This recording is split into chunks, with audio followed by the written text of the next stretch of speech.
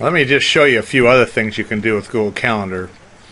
Obviously these things, you got day view, the week view, month, like this, and there's an agenda thing.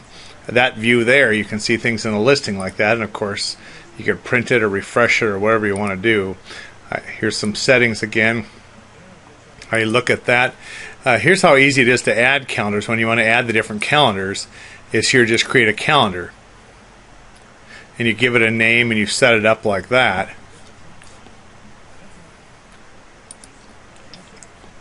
And down here the same way, when you want to bring in calendars, other calendars, that you simply tell it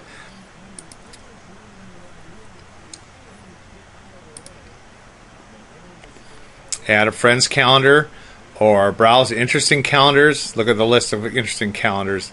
This is where I found sports calendars. You want to bring the Vikings in or something, or whatever calendar you want to bring in. And then there's all kinds of crazy ones also. And by say here's holidays, all those you can bring in.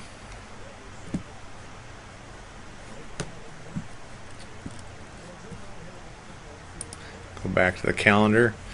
Here, the different colors help you. Let's say this is how you flip ahead and back, and the calendars keeps changing. So I'm never quite sure what it's all going to be. But this gets a little crowded here. You want to put yours away and open the other ones, and vice versa. But if you want to go look at them all and work with them, go under settings. And here's all the ones I have so far. And I keep adding. I've had to take some away too. It gets a little crazy like you.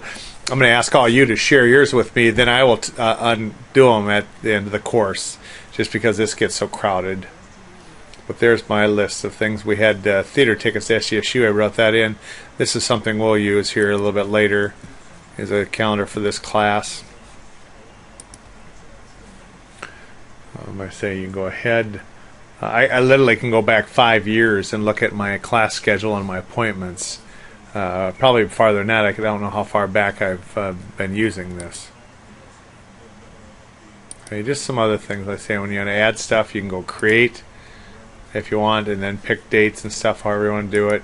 Whatever you want to put on here, and I say for you, I think the thing would be you could then notify people what that were involved, that needed, that you added something. And there's other settings for this too, of course, but this one.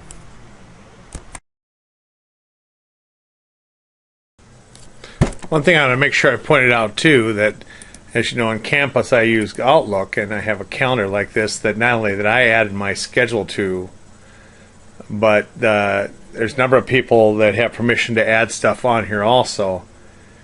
And so this is always here in a number of things. And so to avoid duplicating this, Google has got a thing called Google Sync. And it's a free download, and it allows you to sync your Outlook with your Google. And this is it down here. I just right mouse it, tell it to sync. It makes this little moving motion like this, and it is syncing anything that's on here with my with my Google, and vice versa. I can put stuff on my personal one, on this Dr. Fegan calendar, and it will sync over into my Outlook. And I just find that just a wonderful tool, so I'm not trying to manage two calendars with the same thing. Now these other ones I don't have that because I don't need those, but on Outlook I have that. Same with my wife. Her stuff comes in here by syncing with her Outlook from her office. And so that's another really neat feature of the Google Calendar. And of course you have this search.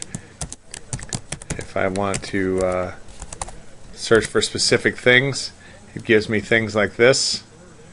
I can do just numbers of features that are wonderful in Google Calendar.